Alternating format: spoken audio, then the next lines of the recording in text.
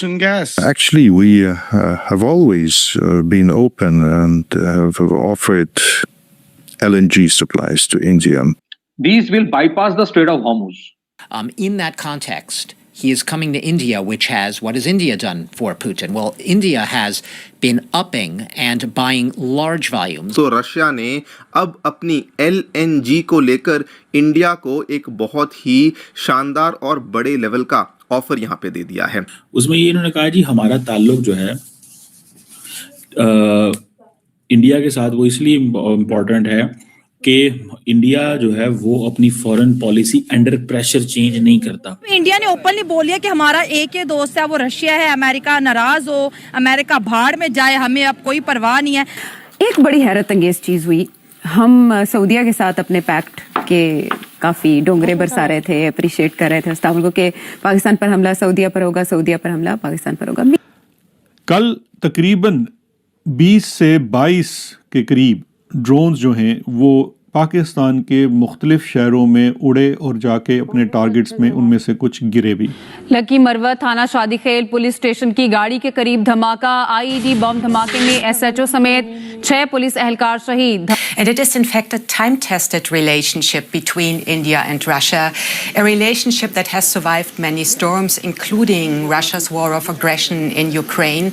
So Russia is also one of the largest producer of gas in the world. जय Hind.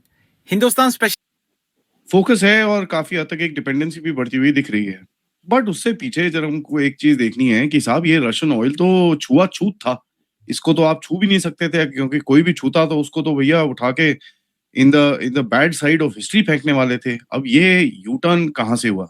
Let's find out. पथिकित भाई को let's introduce to the show. नमस्कार, जय हिंद, जय भारत। नमस्कार, जय हिंद, जय भारत।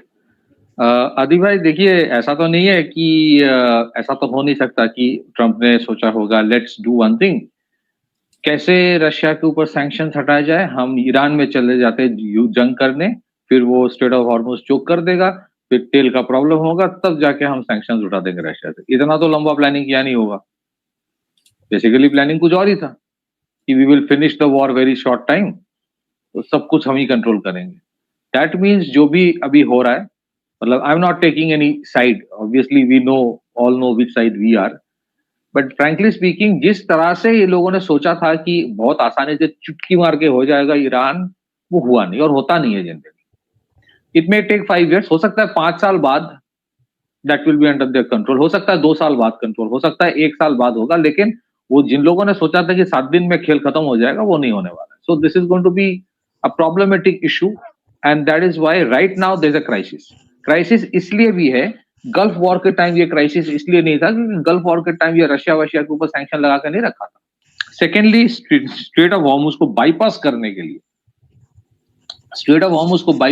के लिए, अभी 3, 4, 5 ऐसे बहुत सारे देश है जहां से लिया जाएगा। Canada is one of them, America is one of them, Nigeria है, ऑस्ट्रेलिया है, नॉर्वे है, यहां से गैस आएगा।